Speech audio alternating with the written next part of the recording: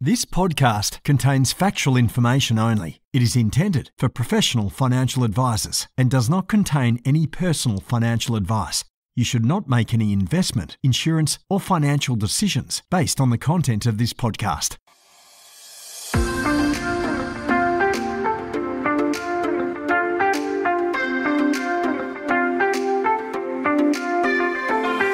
Financial advisors help Australians live better lives. And we're great at it. But what about us? For us to thrive in the coming years, I'm here to ask a very big question. How can we live better, run better businesses, and help more clients along the way? My name is Jessica Brady, and I would love for you to join me as I listen and learn from experts who answer these very big questions. I am lucky enough to record most of my podcasts on Gadigal land.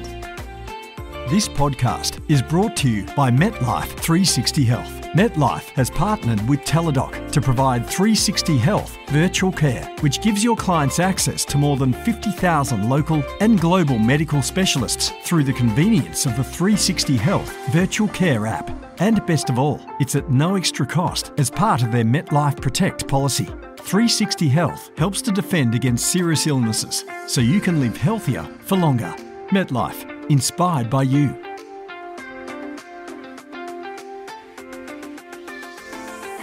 Molly Benjamin is the creator of Ladies Finance Club, which, as the name suggests, is a club to teach women about money. She isn't a financial advisor. And so we talk about the community that she's created, how we can work better together as a team, and some of the learnings around how to engage women in the advice journey. Enjoy. Hi, Molly. Hi. I'm so excited for today's chat. Thank you for being here. Oh, thank you for having me. Excited to be here. Now, I have known you for actually a little while now.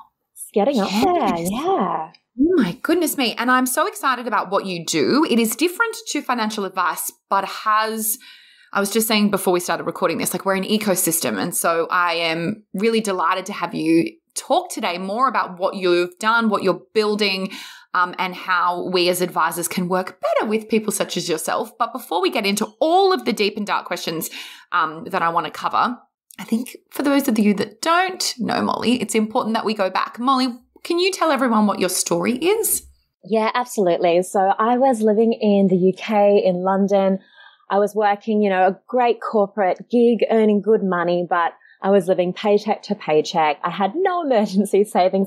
Money would come in and money would go out.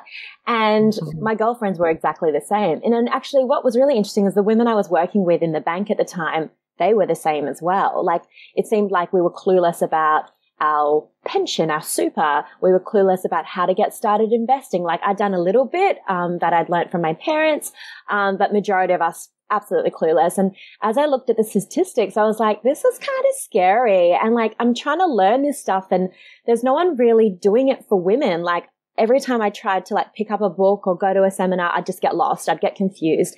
So what I started doing was literally running events in my living room, would bring in like a financial advisor or would bring in someone who worked in finance and would be like, okay, let's talk about this topic. And we just ask some questions, drink some wine, eat some pizza.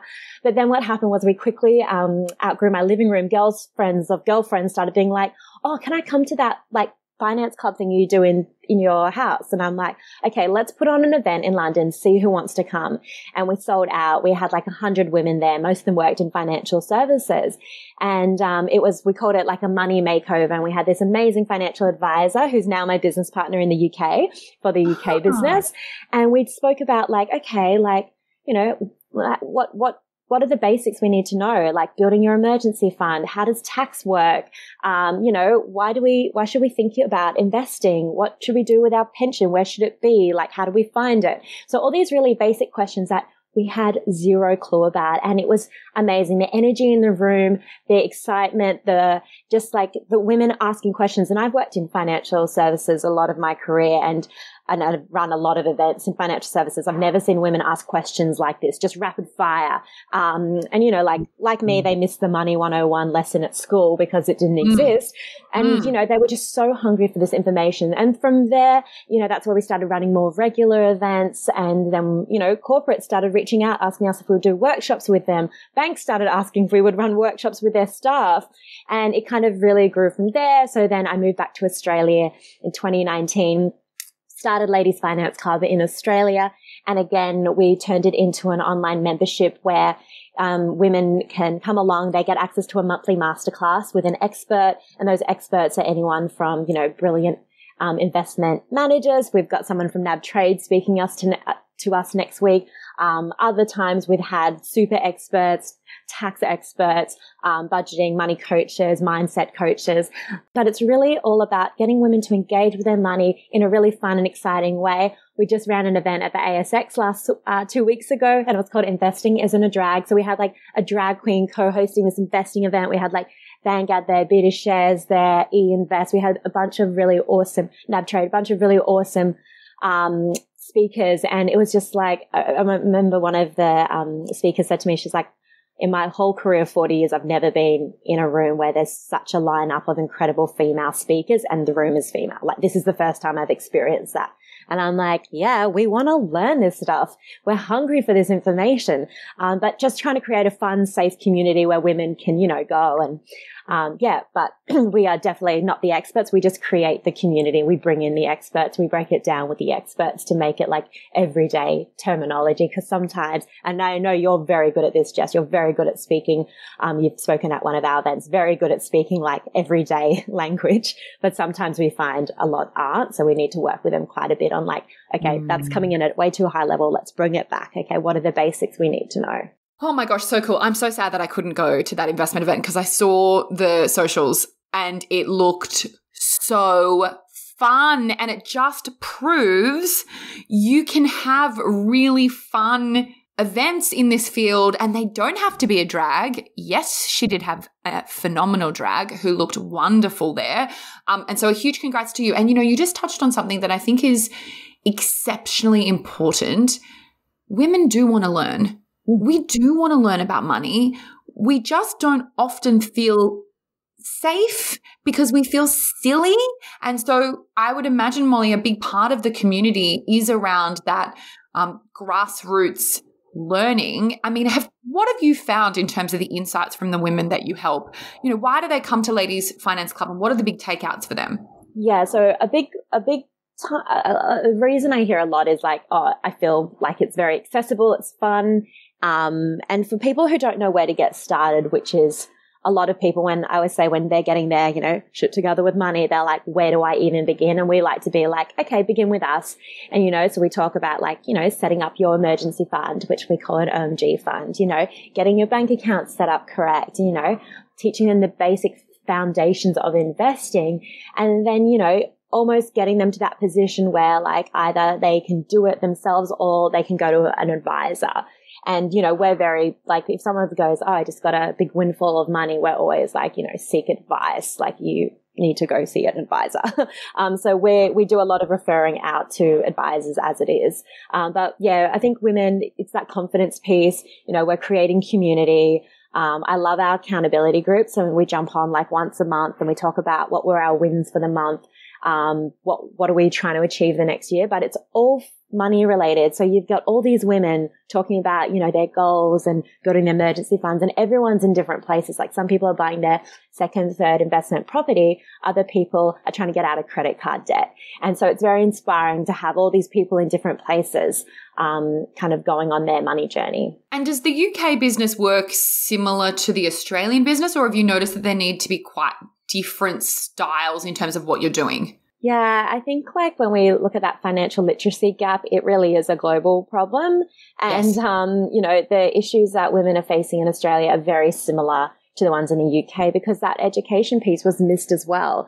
So it's kind of like, you know, and I run events, online events in Australia and the UK, and the questions are always the same. It's kind of like, what's a pension? Where should it be? How do I find it? Like, just like, there's just such a need for education in in those areas. And you know what I find sometimes when people come to see me, if they haven't found someone like you first, they've gone through a painful process where they've tried to figure some of this stuff out before they come to see me. It's like the cleaning for the cleaner. Like they want to try to do it a bit themselves and they get really stressed and really overwhelmed and they finally do it and they sort of throw it at me. Like, here's what I found. And I'm like, darling, I could have helped you. This is what we do. This is how we work. And it just, it's so basic and so overwhelming that I can't imagine how many didn't meet you and didn't make it to meeting me because they got lost and confused in the process. And I guess that's why we're both so passionate about what it is that we do. Tell me, Molly, how much do you know about your community? Like, have you got an average age where they're at in life? I know you said that people are in different financial sort of parts in their lives, but have you got a similar sort of, I want to say client-based avatar? Demographic, yeah. Demographic? I mean, help me. Yeah. Yeah, I mean, like across our platforms, we have over 50,000 women. And between the Facebook group, the Instagram, the mail list, all that stuff, which is great. And we've had with the UK, we've had about 25,000 women through a workshop, a course, a boot camp. They've come to a webinar, come to a masterclass. So it is like, it kind of, when I started, it was like, people my age and, early 30s, young. Sorry? We were just talking about this. Young women. Yeah. So early 30s, kind of having that corporate job. But yeah, kind of getting started on their money journey. But what I'm noticing and what I'm seeing is it's very much shifting to the women in their 40s and 50s now, because these women in their 40s and 50s are going, like, either the kids have left home or I've just gotten separated or divorced or something's happened there. They're having a bit of a life change and they're like, I don't know how to manage my money, or I want to understand so I can have conversations with my partner about money, or crap, I'm about to retire soon and I need to be putting more away for my retirement. And again, so we do a lot of education on like just understanding those basics. So then, they're ready to either seek advice or, they've got just the basic foundations of what they should be doing next. Yeah. And we need to acknowledge that not everyone will get advice. And frankly, we probably don't have enough advisors to service everyone anyway right now. We need to build that more back up. And as you know, like the finance industry, it is like, from whatever it was, the Royal Commission, it is distrusted amongst people. So, we get a lot of people always asking us, well, who do you like? Who do you trust? So kind of a bit of a vetting process there. But yeah, it's interesting, that kind of people just have this misconception of like, I can't afford advice because it's so expensive. And you kind of like, a lot of the time you're like, it's going to save you so much more money in the future if you go get advice now. So yeah, it's an interesting one. Totally. Bust that myth. How have you commercialized Ladies Talk? I was going to say Ladies Talk Money because that's what I have. I know, and I love Ladies Talk Money. You guys do. I love your articles. You do awesome work.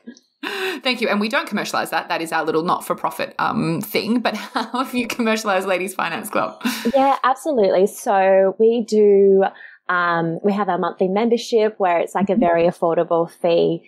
And then, so monthly, and then they get access to a bunch of like amazing experts. They get access to masterclasses, accountability groups, tools, templates, all that kind of stuff. And then also we do partnerships as well. So, for example, last year we ran a virtual trading contest with eToro because, a big thing I noticed was like women don't want to invest because they're scared and they don't physically know how to invest. So, that was like, play money. It's not real money. Let's do a little contest online, with educational webinars throughout. So we were like, yes, this competition is short term, but investing is for the long term. And I was really proud the other day when the market hit a bumpy road, and on our Facebook group where we've got about 9,000 women now, just over, so many of them were like, well, I'm not stressing because I'm a long-term investor and blah, blah, blah. And I was like, yay, awesome. So that was giving people that chance to, dip their toe in the water without any risk at all. I had never seen anything like this. And I hear this over and over again, particularly from young women, which is like, oh, I'd like to make my money work hard for me, but, I don't want to invest in shares or anything that'd be really risky. And I'm like, listen, lady, we got to chat. And I think that you were able to create a space where people could learn with psychological safety and they could take risks knowing that it wasn't their real money yet. And as you say, the community, what I watched and what I think happened was the community were helping each other learn, each other understand more about what they were investing in. I thought it was a really fascinating social experiment, actually. Yeah, no, it went well. And a lot of people did say afterwards it gave them that confidence to open a broker account. And that's the biggest thing I think people think when you get started investing. They have this misconception that they're going to have to invest tens of thousands. We're like, no, you can get started with $50. You can get started with a small amount. You can dip your toes in the water. So I think as well, there's just a lot of myths that need to be busted. Again, as you said before, like that gambling one, I don't want to lose all my money in the stock market. And, when they have that basic education and information, they go, oh, okay, I get it. That's actually, if I diversify, if I spread my risk, that's it's not as risky as, they originally think. Yeah. And I mean, I saw something online. I don't know if it was on your page or not, but it was like, oh my gosh, I couldn't put $200 in shares, but will happily buy a $200 dress that I never wear. I was like, that's hilarious. Yeah, absolutely. And I actually had someone off the back of that investment simulation that you ran come and seek advice from us because it gave her the confidence to, and she, from memory, had done a very good job. She'd bought her own first house in her 20s and had quite a lot of money stockpiling in an offset account. And I think from your investment project, I don't actually remember what it was called, sorry, realized, oh, I can do this and it's not what I thought it was going to be like. And then, reached out. I think when it came to investment selection and sort of strategy, that was sort of where she was like, okay, I need help. But it's amazing to think that something like that has had so many impacts to so many women and led women definitely because they came to me for advice. So a huge thank you. No, I think anything that can, just increase women's confidence around investing because, as I said, that's one of the biggest blockers I see. It's just kind of like not knowing where to get started, thinking it's so risky and the confidence piece. And I guess for us in the advice landscape, it's really important that we do honestly critically think about how we talk and what jargon we're using and how when people stay really quiet and say they don't have any questions, it might be because they don't have any questions, but more probably it's because they either feel stupid or disengaged. And so we have to be honest about how we can be better at this. Yeah, and I think as well, we did a really interesting post the other day and I had hundreds, and I'm not kidding, hundreds of DMs after this post. It was a story and it was just talking about have you as a woman felt excluded from the financial services industry? And yes, countless tales of women going, yes, when I went and got my bank loan, the bank manager didn't look at me once. Even though it was my money, they still tried to put it in my partner's name. Or when when I went to buy that car, or when I went to get that, mortgage, or just story after story. When I went and saw my advisor, they just talked to my husband the whole time. So making sure that we're always including women. And even if it is a couple, if they're not, as you said, if they're not asking questions, it's because it needs to be broken down. But I know you are definitely a massive advocate of that and the work you do. Oh, yeah, but I think I can be better. I think we can always all be better. And, right now financial services speaks to women about, coupons and budgeting and how to save, but not how to invest. Not how to grow your wealth, not how to invest. Yeah, absolutely. We see that as well. So if you are a financial advisor and you have any literacy, think about that. If you are from a bank or large financial institution, please think about that. There is a fabulous report from the UK bank on that, and I'll put it in the show notes because it's terrifying. Terrifying.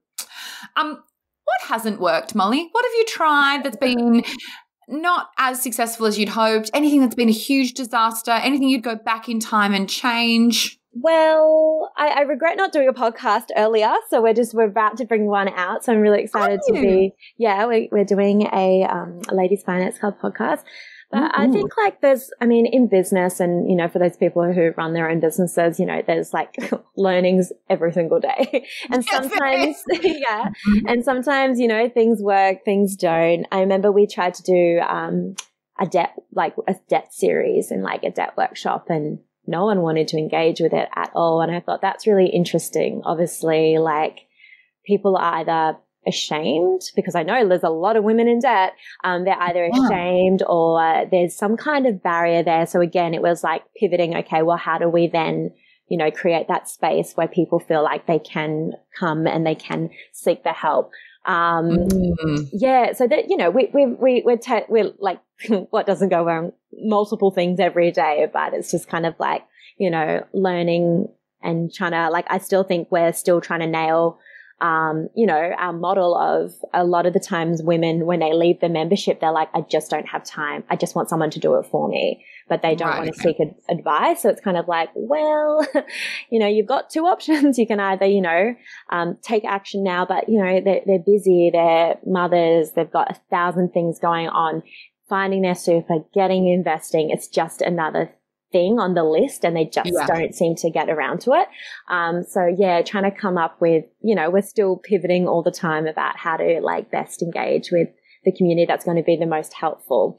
We've got some exciting things kind of hopefully on the horizon that are going to happen. But I think like the session we did, like that project we did with Ito, where it was like play money, fake money, there's no risk, dip your toes in the water kind of thing. That seemed to, work well. And I mean, you're pretty ferocious on the socials in the nicest possible way. Do you do all of that yourself? Like practically, how do you manage all of that? Yeah, so I've got an awesome team. So when it comes to the content, I really like to, lead the content, because I feel like I am the target audience. And so I kind of I feel like I get what they don't get, because I don't get it. So with a lot of the social, like I obviously have a great team. I have a great designer. Half of them are based in the Philippines. A couple are based in Australia, and they do a lot of kind of the grunt work as well. But again, like that's a business thing, and we're still learning every day. And I think like all entrepreneurs, it can be a little bit of a roller coaster, where some days are great, other days nothing seems to work, and then just kind of keep working on those systems. Do you post every day? I feel like you post every day. Yeah, we post pretty much every day. And then, we try and do stories. But again, like, I see other people online and like, not that we consider ourselves influencers in any sense. We think of ourselves more as like education, like a tech platform. But when I see a bunch of those influencers, they post every single day. They've got stories, they've got TikToks. I'm like, where do you find the time?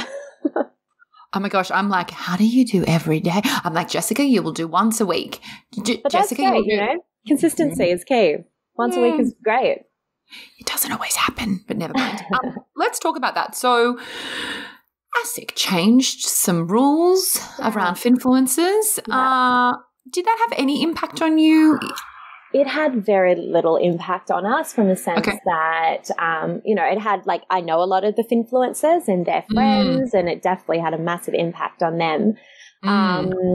But a lot of the stuff we were doing, we always work with financial experts. So from that sense, we were fine. I mean, affiliate links, there was like, we did very little of that anyway, because we don't like to align ourselves with one financial institution ever. So, we like to keep our independence that way. So, look, I think it was a really good reminder to some people out there that, like, I've seen some shocking posts or, and like some shocking advice where I'm like, that is not a financial education. That is like crossing the line. So definitely guidelines needed to be brought in. I just think it's you know, I've seen a couple of influencers kind of pull out the space or really pivot, and a lot of their education was really helpful, and it really inspired a lot of people to get started investing. And, you know, I look at that and I just go, it's education. It's nothing to do with advice, but they're just now kind of completely kind of stepping out of the whole sector because they're just like, it's too risky for me. And for them, they, you know, a lot of them, it's a side hustle as well. They've got a full-time job anyway, so they don't want to like, you know, be hit with a lawsuit or anything like that. So that wouldn't be very nice. Do you know that I feel very mixed emotions about the changes? Because to your point, well, to both of the points that you make that sit on either side, like what they did was create learning opportunities for people that traditionally either haven't sought out our industry and frankly may never. But I think obviously the here's my portfolio, you should buy X stock and Y stock. And then, you know, I was talking to a fund manager, a friend of mine, and her and I were chatting about it was coming, but we didn't have sort of the full information about what was happening. And we sort of played it out and we were like, well, what's the worst thing that can happen? Honestly, to these poor young people that financial advisors were up in arms about, who frankly don't want them as clients for the majority of them, to be really honest. Like, let's call a spade a spade. They would not be, I don't think they would be profitable clients. I'm like, what's the worst that can happen? Okay, so they follow this idiot buy list and they buy, and then it spectacularly blows up. Let's say that happens. Let's do worst case scenario here. I mean, doesn't everyone growing up do stupid, silly things where they learn? And obviously betting the house would be a really dumb idea, but I'm like, it'd be a bloody good investment lesson. It would be a very good investment lesson. Yeah. It could be painful and make them gun shy, but I'm like, hang on. I think that there needs to be a bit of honesty around, yes, it's not ideal, but financial advisors were up in arms about what people were doing online because, of course, if we did anything that sniffed of that, we would lose our license and have huge business ramifications. Yeah. I don't know. Yeah. And look, I've never shared what I invest in personally because that's not what we're about. We're not like, here's my portfolio. But we definitely will educate about ETFs, and we love to go into like the different ETFs that are out there, and now we can't do that as much, which is, you know, fine. No qualms there. But yeah, it is this piece where I just find like, if we leave people to do it themselves, at least we're like helping them with that basic financial education, you know, get out of debt first before you start investing. It's for the long term. You know, use money you don't need in the next 3 to 5 years. You know, it's basic stuff we teach. It's not like we're going, you invest in this portfolio. But it's the basics that people don't have. And then I see what's happening in the crypto space, and it's these lessons that people don't have. They're trying to make a quick buck. They're not understanding the foundations. And it's just like, they don't think they can afford property, and they're just like losing their money in crypto. And so, you know, it's, I think there was definitely guidance needed to come out. Absolutely. Yeah, agreed. I think everyone in that space agrees with that as well. But yeah, it's just, it is an interesting one. RIP to those of you who were invested in some of the cryptos that didn't survive over the last few weeks. Sending you lots of love. What's next? What's on the card? So you've got a podcast coming as part of Ladies Finance Club. Very exciting. We've got a podcast coming. We're doing an online course as well with Danielle Aculia, who wrote the Shareplacity series, which is really exciting. So she's a fabulous financial educator. So we have that coming up as well. And then, we're working on a couple of other programs and just trying to grow the membership as well. And we're always looking for wonderful female, sometimes male, but a lot of female financial speakers. So if anyone is listening and they would like to explore that, please do get in touch. If you want to get involved with Ladies Finance Club, we would love to have you along the journey. We love to create a platform for women learning, but also women who are in the financial industry. And we've connected and had so many wonderful, inspiring, talented, intelligent women on the platform. And we love them. And, you know, it also people see, our members see them, they start trusting them, and also there's a massive lack of female role models in the financial services industry. Like everyone can name Warren Buffett. Not many people can, name Kathy Wood. So, like we need like a lot of women up front and center. So yeah, definitely. Agreed.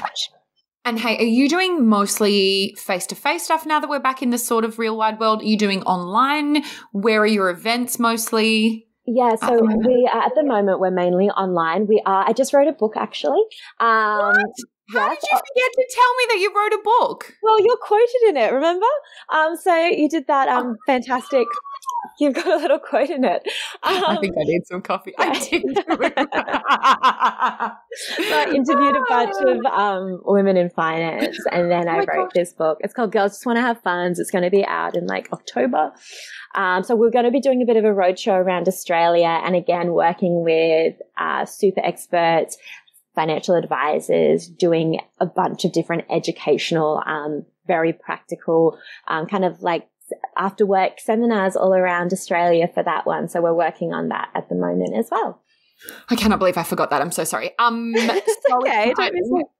So if you are a financial advisor and this has piqued your interest and you're not in a capital city, it sounds like at the moment that's still great because you're doing so much online. And then when the book launches, sounds like you're going. Yeah, that's where we're hitting more regional areas. Yeah, absolutely. Right. So yeah, if you're in Newcastle, Coffs Harbour, the sunny coast, Gold Coast, definitely reach out.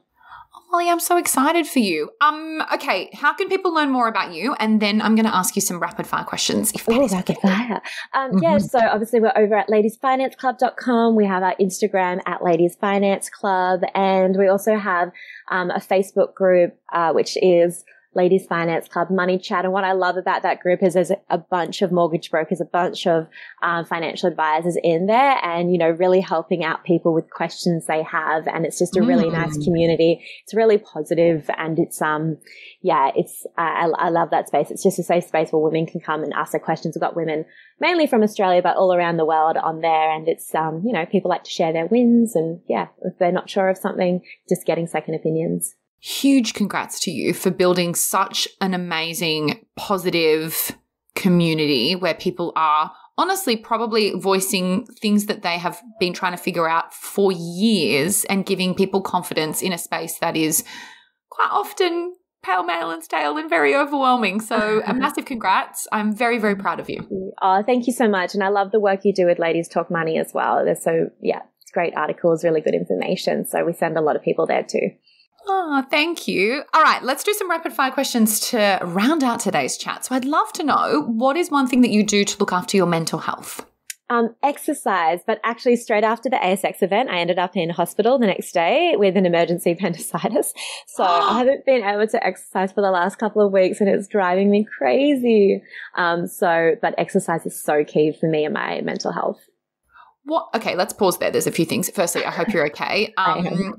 And emergency appendicitis, you poor thing. What do you do? Do you have like a schedule? How do you keep yourself accountable? I mean, it was freezing when I took the dog for a walk this morning, and I still did it because I had a dog, but I think if I didn't, I would have gone back to bed. How do you keep this going for you? Yeah, absolutely. So look, it's definitely something I'm still nailing my perfect morning routine, and I can say that as someone who clearly doesn't have children. I definitely haven't nailed it yet, but generally trying to get up, and the first thing to do is like move my body somehow, whether that's a run, a walk, meeting a friend for tennis. But I'm just about to move to Bondi as well, so I'm going to be switching that for beach runs now. So looking forward to my new sea change. Woohoo! You'll be out there freezing in the mornings doing laps or whatever they do. Yeah, I can't say I'll be swimming in winter in Sydney. I'm a Queenslander originally, so that won't be happening. Oh, bless you. No, you'll have 5 puffer jackets on. What is a piece of advice that you would give to your younger self if you could go back in time? Oh, that's such a good one. I think... that's a really good one. Advice to my younger self. Well, I think just very recently, I kind of had a bit of a reflection on kind of where I'm at, and, just having that moment of like what you've created can be changed. So, at the moment, like I find I'm working a lot. I don't have a lot of free time, and, it is actually going like, well, you've created this, so you can change it. So now it's up to me to, you know, design the life I actually want to lead, and the life that's going to bring me the most joy and, you know, really achieve the things I want to achieve. So I think just remembering that, you know, there's a million things you could literally be doing with your time. I've chosen this, but that can change as well. So, you know, I can pivot. I don't, you know, just have to stick to this one thing. I can, find other ways of working that's going to bring me kind of that joy as well. It is deeply resonating with me also, because I think it will with so many financial advisors, because, you know, you can build something that is seen as quite successful, and it can be quite successful, and you can be building all the things, and ironically at the detriment of, you know, you helping people build their great life can often be at the expense of your own. And that's why I wanted to start this podcast specifically, because it can be so easy to be taken on that journey and almost feel powerless as everything grows and becomes fantastic. And remembering that you can control that and you can make changes, and it might be really hard and it might feel counterintuitive. Yeah, absolutely. And, you know, I was speaking to an entrepreneur last night at this dinner, and she said exactly the same thing. She's like, I walked away from, she had started a non-for-profit. She's like, I had to walk away because it was burning me out. And I think I speak to so many female business owners, and they do all suffer from burnout. So it's kind of trying to find that balance. And, I think it's such an important one, that just, you get so in the day to day, you forget to zoom out and look at what was that bigger picture. Why did you originally, you know, want to start your own business, or why did you want to go into that sector? What were you trying to achieve? I feel you. What is one big thing on your bucket list that you're yet to tick off? One big thing on my bucket list I really want to do a stand-up comedy course. So that is on my bucket list at the moment. So gonna give that a whirl this year. Just thought, why not? Give it a 12. Totally. I mean, you said course. Do you want to go and like do a stand-up thing?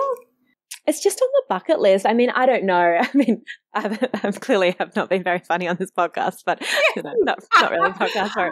And I don't know if, like, you know, it's not like I consider myself funny, but I just feel like it would be really interesting skills to learn, and just, Nah, you're funny. I laugh at your Instagram stuff. You've got a funny sense of humor. I'm coming. If you go to the show, I'm coming, and I'll laugh at anything that remotely. I'm like money and finance and comedy. That could work. Bit of magic on the side. Why not? Oh my gosh, I love these questions. I get such interesting, unique insights from people. It's so good. Last question, my dear, before I let you go and enjoy the rest of your day. Do you have a book that I should read, apart from yours, which comes out later in the year, for my fake book club? For your fake book club, look, I'm going to be a proud sister here. And my sister brought out a book last year called Life is Tough, But So Are You. And it was about the really helpful things, the really practical and helpful things that got her through when she was diagnosed with like worst stage cancer. And it's become a bestseller in Australia. So I definitely, obviously, as a biased sister, I would say check out that book. But it's really helpful. And she's had so many people reach out all over the world who've said, like, it's helped them so much during their cancer journey, and also how to be a really good support person to someone going through a when life throws you a curveball, whether that be a death, cancer, divorce, something where you weren't expecting it to happen. So Life is Tough, But So Are You by Bryony Benjamin. It has done really well. I've seen it everywhere. So huge congrats to her. And look, financial advisors are often coaching people through really large, big, life, scary things. And so that will be very beneficial for a lot of people. I've literally added to my list just then. Oh, awesome. Great. Molly, it's been so nice to speak with you. It's been too long. Thank you for your insights. We very much appreciate it. And good luck with the next chapter and phase of Ladies Finance Club. Thank you so much for having me. It's been a blast.